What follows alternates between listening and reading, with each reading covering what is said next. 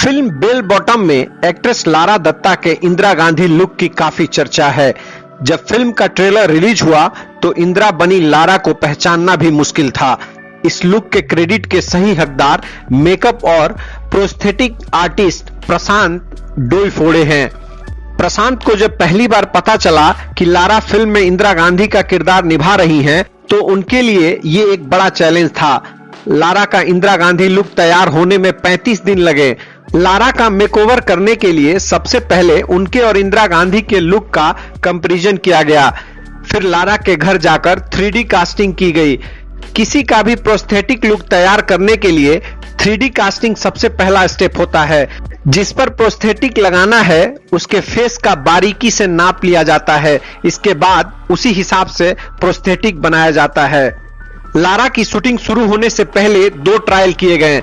एक बार complete look trial हुआ, इसमें ही ज्यादातर लुक अचीव हो चुका था, लेकिन अभी उसको और अच्छा किया जा सकता था। बची हुई चीजें बेहतर बनाने के लिए दूसरा ट्रायल हुआ जो अप्रूव किया गया।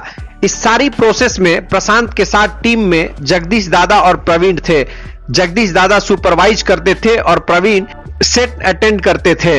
इस प्रकार का मेकओवर अचीव करने के लिए एक्टर की ओर से कंप्लीट डेडिकेशन चाहिए होता है।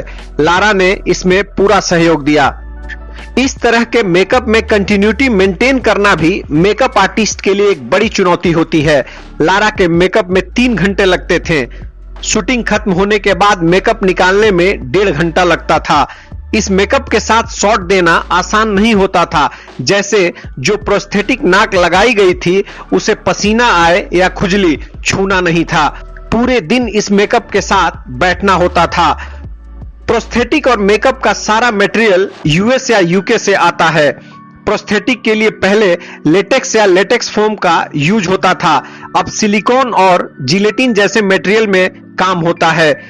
प्रशांत पूरा प्रोस्थेटिक्स अपनी वर्कशॉप में खुद तैयार करते हैं। मेकअप में पहले स्टिक पैनकेक होता था, फिर क्रीम बेस, लिक्विड बेस और अब अल्कोहल बेस यूज होता है। ब्रश के अलावा कहीं कहीं स्पेशल मेकअप स्प्रे भी यूज किया जाता है।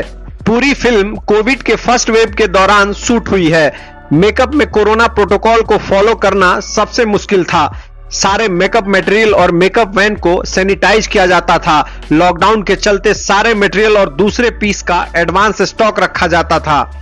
प्रशांत बताते हैं कि एक अनरिलीज्ड फिल्म मेरिडियन में अर्जुन रामपाल को प्रोस्थेटिक की मदद से ऐसे बूढ़े आदमी का रूप दिया गया था, उनका परिवार भी उसे पहचान नहीं पाया। उन्होंने ही कहानी फिल्म में विद्या बालन के लिए आर्टिफिशियल बेली बनाई थी। इसमें खास बात यह थी कि फिल्म के क्लाइमेक्स में विद्या को वह बेली निकालते हुए दिखाना था। फिल्म के अलावा प्रमोशन में भी प्रोस्थेटिक का यूज किया गया है।